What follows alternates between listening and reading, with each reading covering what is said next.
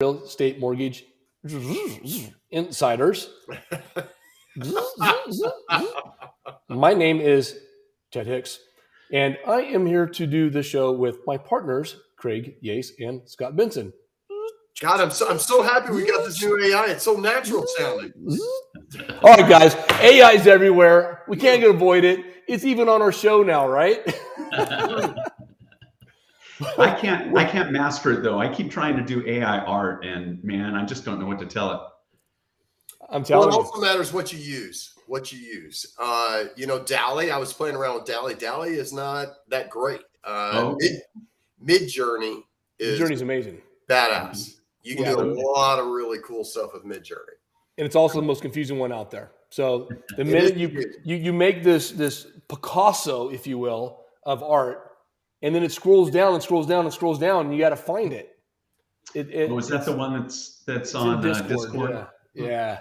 No. Yeah. But I call my art pieces Benson, but you can call yours Picasso.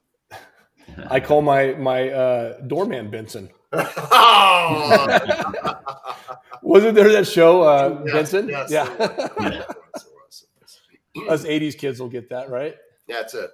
Craig, you got a new haircut. You're looking sharp. I did. Thank you. I don't know how to style my hair. My mom did hair all my life, and I never picked up any tips on how to style it. So that's the best we got. You should have seen it. Looks good. You got to see what we're going for. My wife really, really wants me to do this. Hold on one second. Tell me. Sorry, I'm showing you the top of my head. I'll never be as good looking as this guy. This guy is freaking the heck of sexy, but that's what she wants.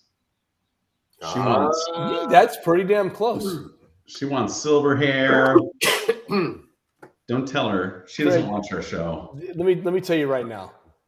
That guy looks half the man you are, Craig. Oh man. That guy, he doesn't stand a chance against the Craig Yace I know. In fact, one of us was going to be a childhood actor star. He actually test read and was cast to be in a very, very, very popular show from our era. And last minute, family decided not to do it. Now, could it be the ever so good looking Craig Yace? Or was it Scott Benson or Ted Hicks? We'll find out. We'll find out later. We'll find out. Another one of us actually spent a summer traveling with Barnum and Bailey's, the circus? Ringling Brothers. Ringling Brothers. Yeah, it was Ringling Brothers. Spent a summer. Now, I'm not saying if they were a trapeze artist, if they shoveled elephant dung. And how many times do you think on the Real Estate Mortgage Insider show you'd hear the word elephant dung used? So far, it's been twice. Not often. Not often. Wow. So I'm done talking about that. And the last person. Done with done. Yeah, I'm done with done. See, now there's 5. The last person won a sandcastle contest. This was held obviously on the beach. Not obviously, but was held on the beach. And they had a sandcastle contest. All right. I'm not going to say who that was. I thought Scott was the childhood actor, but everything he does is beach oriented. But Vegas is the hub for all these different conventions. They could have had a sandcastle. They could bring in yards, hundreds and thousands of yards of sand into an auditorium where we build castles. Well, and then have we not mentioned in the past that one of the most beautiful things about Corona is how close it is to everything, including the beach. So there we go. It's wide open. It could be anybody. I'm not giving it up. It could be one of us. Who knows? I'm not giving it up. So, Craig, how were things in Corona? Last week, I know things were hot. They were bright. How are they today? Well, I mean, the air is heating up. It's heating up outside, and it's been heating up in Corona in the real estate market. So maybe that's what's bringing the warmth right now in the air. I think it's like 10 degrees. No, it's 4 or 5 degrees hotter than it was yesterday. Anyway, super, super out of control.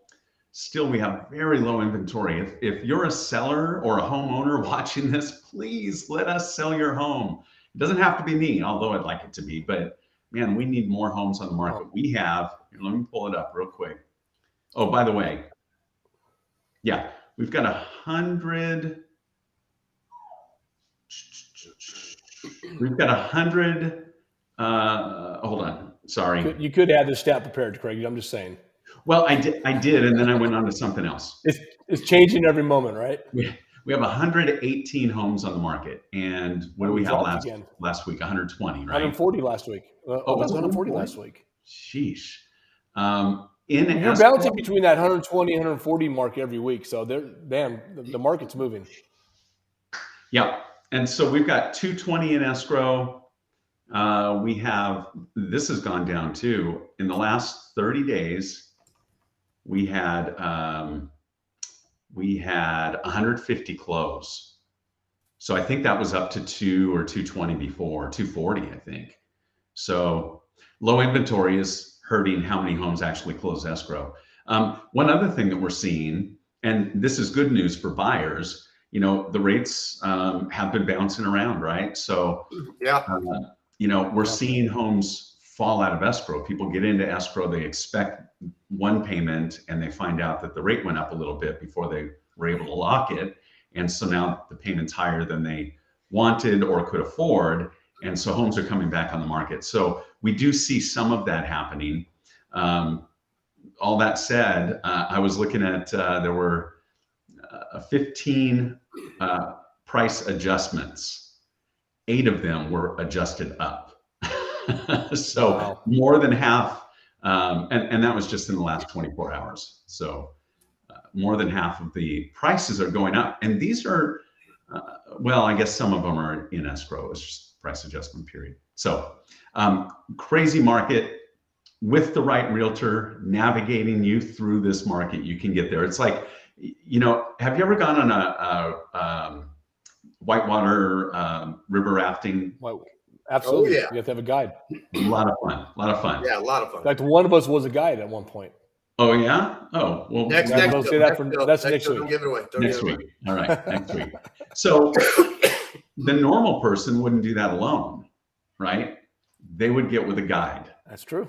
They would get the right person navigating that boat. And by the way, we have a lot of, even though Corona's kind of built out, we're going to talk about one community here in a moment, but we've got some new builds here. So a lot of people think they can get a better deal if they go without a realtor.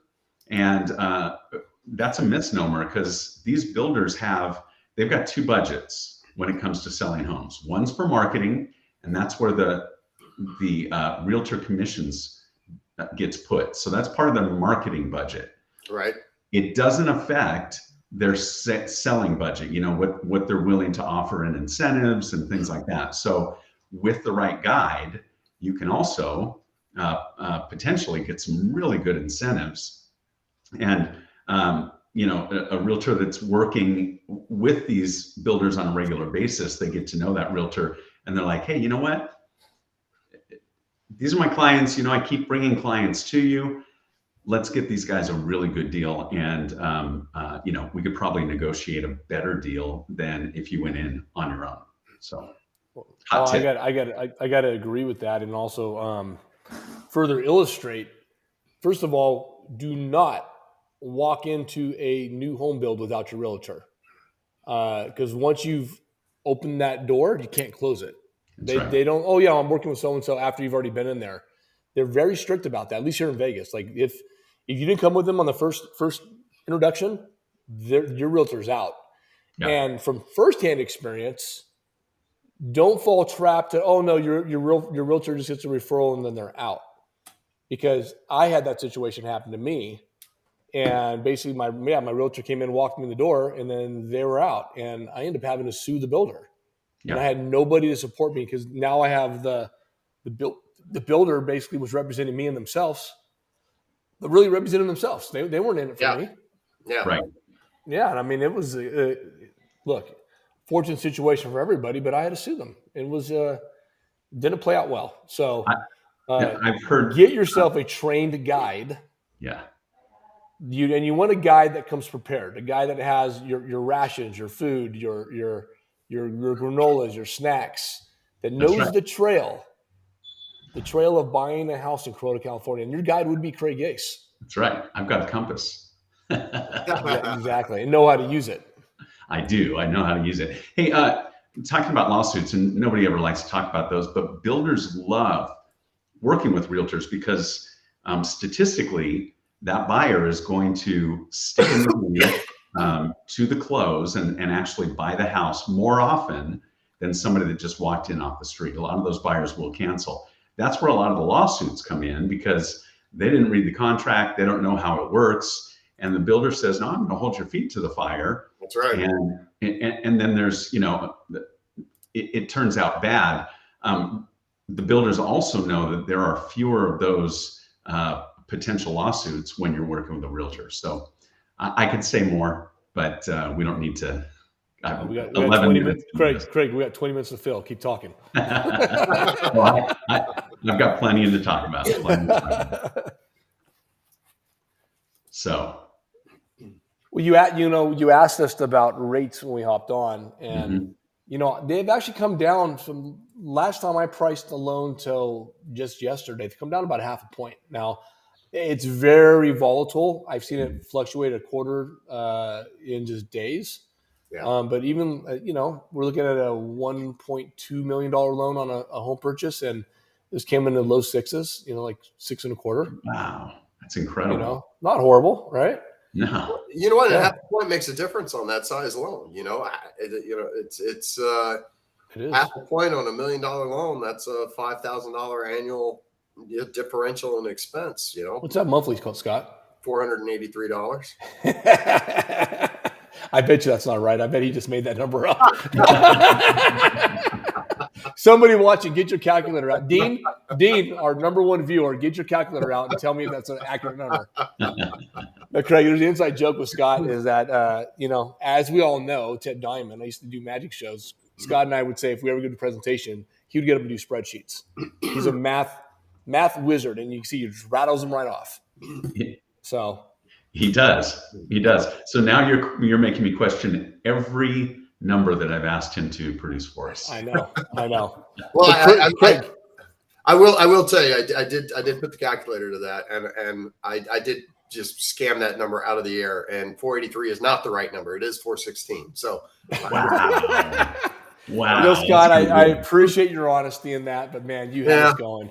And that's the problem with having a business partner working this many years. I know when you're telling the truth or not. And Craig, speaking of magic, it sounds like you're making the houses in Corona disappear. I'm making houses disappear? The market keeps going down. Oh, the market, yeah. Well, I'll tell you what. I was going to talk about psychic ability. Yeah, talk about it. People, and by the way, oh gosh, this is another thing. I'm glad we paused for a moment. I'm literally affected negatively. Like it's almost like my heart hurts. Although that's a little too, I don't know. But anyway, when I talk to somebody and they say, I'm going to wait for the rates to get better, or I'm going to wait for the prices to go lower. And, my crystal ball has been in the shop for years, so it doesn't work. But, boots on the ground, oftentimes I can predict, at least within a range of things that are happening. When COVID hit, I said, and so, crystal ball was still broken then. I said, hey, look, after these 2 weeks to stop the spread or whatever it was, it turned into 2.5 years. Beside the point.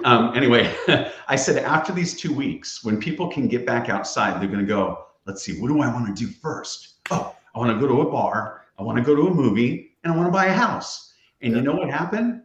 Exactly that. So again, not that I had a crystal ball to look at. I just had a sense knowing, real estate for at that time, 18, 19 years, now 20 or 21. But so when somebody says, hey, I'm going to wait for whatever reason, obviously I can't come back and have an argument with them. It's never going to work. Not that I would argue, but come back with my gut feeling. I'm never going to win them over with that.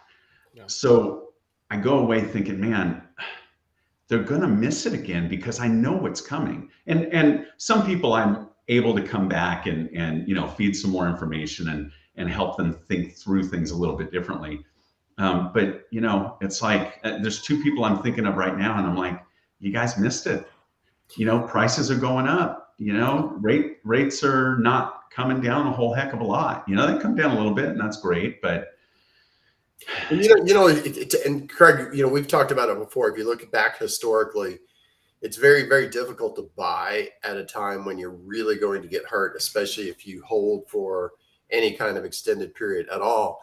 But even if you were to look at the market and if your timing was, if you look at the points in time where just even over a short time frame, holding off and buying in 3 months or 6 months down the road where it would have been beneficial to you, or even a year beneficial to you, those time periods are so short versus the long time periods when there are big gains, right? Right. You have to be so lucky or have so much knowledge about the space, look, if somebody had that kind of knowledge in the space, they'd be paying cash for multiple properties because they would be like the god of Wall Street if you could pick real estate pricing like that. Right. It's very, very difficult to do because there's so much going on with it, so many unknowns. So I think you're better off. It's kind of like dollar cost averaging in stock. Put the money in when you've got it available and watch where the market goes over the long haul. Same thing in real estate. It's going to serve you well. Yeah.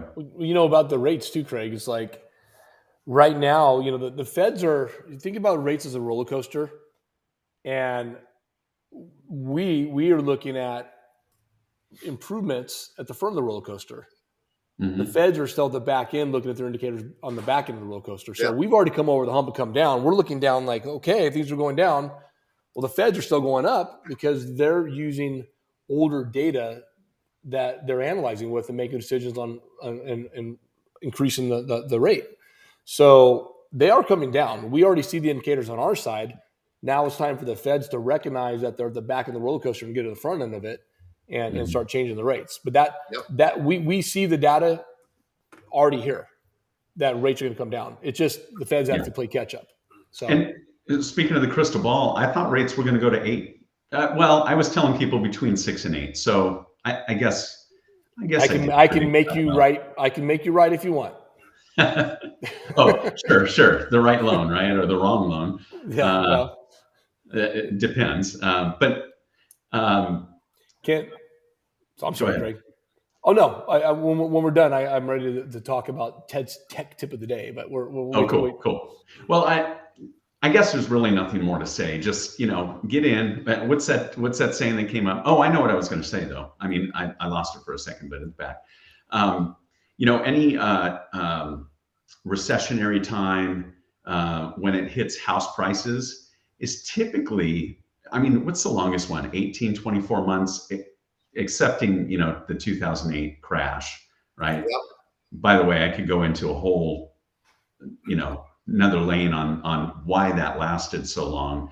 But the typical, market adjustment lasts for 18 to 24 months on the longest. This was 8 months, we went through about 6 to 8 tougher months for a seller nationwide. And maybe it's still nationwide, but here again, locally, sellers had to adjust the prices. Maybe they had to give some incentives to get homes sold, but we still had a buyer's market. We still only had 3 or 4 months worth of supply. Now we're, less than a month, but and that's still a buyer's market. Anything over 6 is considered a seller's market. So we didn't get that close to a seller's market. And prices did adjust, but here we're seeing them come back up. So but to your point though, Craig, think about this for a second. Did you finish your thought? Did I catch you? Look at your. I was just going to say, marry the house, date the rate, right? Yeah, exactly. Yes. Yeah. There you go. There you go. Well, to your point though, let's look at what's available today that wasn't available 6 months, a year ago, right? I see more and more down payment assistance programs to get people in with 0 down. Mm-hmm. We had the California, I guess you call it a dream. Maybe it was just a figment of your imagination. It came and went so fast. But we have all these amazing programs, even like on different ways to qualify for the loan. FICO scores going lower and lower. We have all these different stuff that are popping up to help you get in a house today, even though the rates are higher. Well, but there's even programs. Yeah. Even increasing the FHA loan limits and the conventional loan limits. I mean, that's all happened. It's happened twice in the last 12 months, right? So I mean, there's a lot to support buying a house today. And again, I look at it this way. First of all, a few ways. One is you have to live somewhere. And you know who loves saying it's not the time to buy right now? Investors. Oh, sure. Because they want you to rent. They don't want you to Right. leave. They want to keep charging that increase every year. They don't want you to be in their position. Be the investor, not the renter. Number Right. two, you got to have a strategy to manage the change. We have loan options. We have the 2-1, 3-2-1 buy downs. You can do that yourself. You do not need a seller concession for that. Right. So if you're worried about rates, then go to Craig and say, Craig, when I buy this house, I'm concerned about rates. Craig's going to go to Ted and Scott. Ted and Scott say, hey, we got 2-1 buy down. We can do this. Right. We can get you at where the rates were 2 years ago. Mm-hmm. And get you in the house. Because if you're going to pay rent, it's going to go up. And so maybe you're paying less now, but you're paying 100% to that landlord. If you buy a house and you're paying a mortgage payment, you're putting money into savings in the form of equity. Mm-hmm. And you're capturing an investment in the form of appreciation. Yep. So what are you waiting for, people? What are you waiting for? What are you waiting for? What are you waiting for? Said, no, I need my moment of quiet just so we can get everybody to think. And Right. go. I won't even say what I was going to say. I was going to talk about an adjustable rate option because I'm not seeing those as great options right now, to be honest with you. There you go. The Your boots on the 30-year ground. fixed versus adjustable is not a great option. The 2-1 seems to be the better, or even a permanent buy down. What I like about the 2-1 buy down is the money goes in an escrow account, and if you end up refinancing sooner, that money comes back out too. It's not permanently gone. Whereas if you do a normal buy down, it's gone. That rate is yours. Now you're married to that rate. Right. So and you never want to change it because you just lost that money, right? Yeah, exactly. So the way we approach it, Craig, is we do a very thorough analytical approach to this, and we'll look at the numbers side by side. We'll record a video, kind of like we do the show. Mm-hmm. So once they stop laughing and they take us seriously, they're going to get some really good information. That's right. Well, I mean, we just did one. Was it yesterday? Day before? Very sophisticated investor. Excuse me. So we felt comfortable going through the all-in-one loan, and this particular investor, they believe longer term that we're going to see rates drop off, and so going into something that is constantly variable, because that's. Some people see it as a downside with the all-in-one loan because it is a variable rate based. It's basically a like permanent HELOC, right? And that rate adjusts. But if you think rates are going to go down, that means you get to take advantage of lower rates without a refi, and you get the advantage of the all-in-one loan, which pays down your loan much more quickly. This particular borrower, their loan payback term, I think, went from 30 years on the conventional loan to 8.5 on incredible. This program, based upon their specific financial situation, changing nothing else. That it was pretty phenomenal. So, we just have to get the right program for the right borrower, and if they give us time and they let us really do some thorough analysis for them, we can put it all out there and make it an easy decision. And I like that loan. I mean, it's not for everybody, but I like that loan a lot. It's an amazing tool. Rate tends to be a little higher up front, but it's worth it for the benefit you get on the backside. Mm-hmm. But the way that it's but if you have the money in there to bring down that balance, it actually equals out. It just depends on how you play it, and well, you actually come out ahead, right? You actually come out ahead. But it's weird when people look at it because we're all so focused. Me too, focused on rate, right? But this one, it's the way the program's built. So it's a different animal. But I almost feel like we need to show weekly just on that program to really get people's mind educated in the fact that it's an option and get rid of this. Oh, I have to get my dad's loan. Right. True. My dad's loan. Okay. Let's see. Do we have time for Ted's tech tip of the day? I think we do. Yeah, we do. We're going to dive in. Let me share my screen. And let's make sure I'm sharing the right one. I am. Okay. We are logging into Six Sigma Systems again, as we did last week. This is our real estate and mortgage platform. And today's tech tip is going to be a missed call. Far too often in businesses, you get a call and maybe you're in the middle of a deal. Craig, maybe you're in the middle of a showing.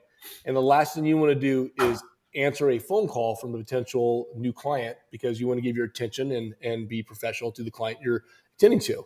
Exactly right. So one option is it goes to voicemail. And I don't know, I never check my voicemails, but it goes to voicemail and then you call them back. But then by then, maybe they've already called the next listing or the next agent down the list. Mm-hmm. So in our system, we have automations. Now, this is going to be very, very thorough, very robust, but we're going to focus on one automation today, and that is going to be the missed callback. So I'm going to show you guys what it looks like. And then if you guys want to actually see us build it, we can build one real quick. But this is what a workflow looks like. On the inside of the system, you have an incoming call that either got a busy signal or went to voicemail or you just missed it, okay? You're going to give it a delay, program a delay of 0.2 minutes. Mm-hmm. Okay. Right after that, you're going to assign it to a user, and you can round robin that in our system. Normally it would be Scott or I, because this is our platform.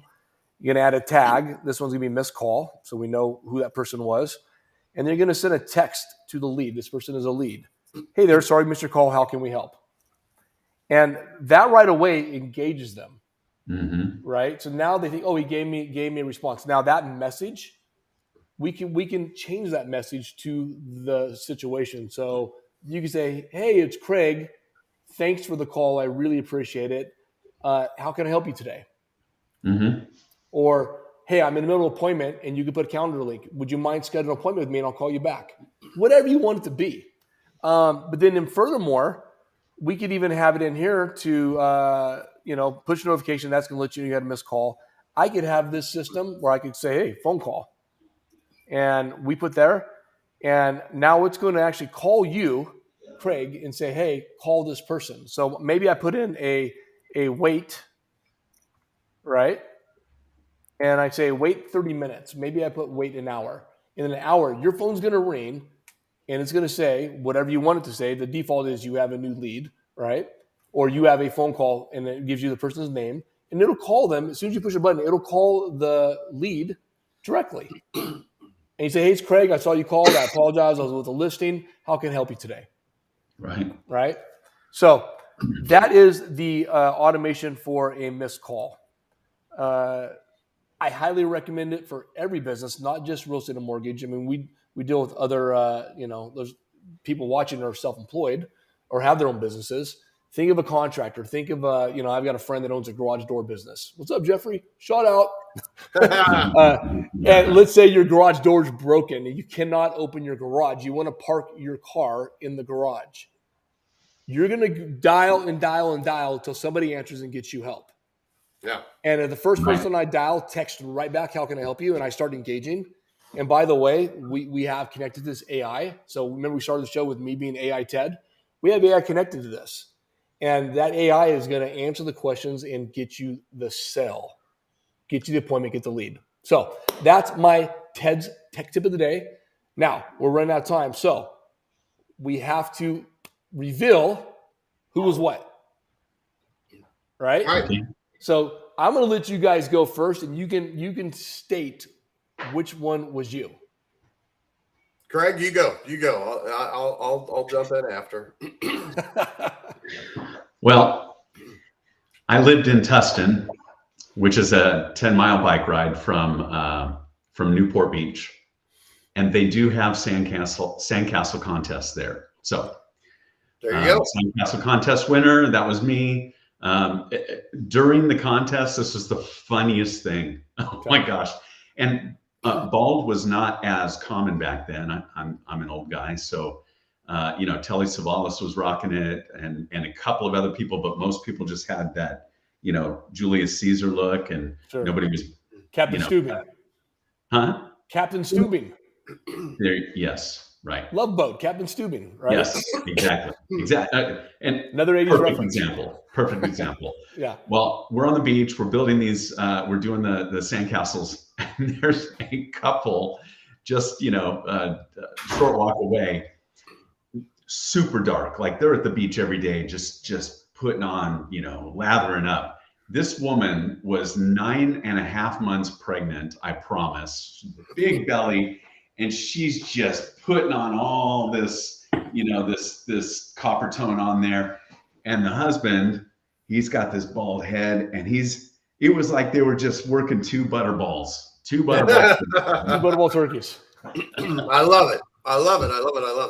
That's awesome. Scott. Well, you guys didn't know me at the time, but there was about, I was right out of college. So I guess I was 23 at the time.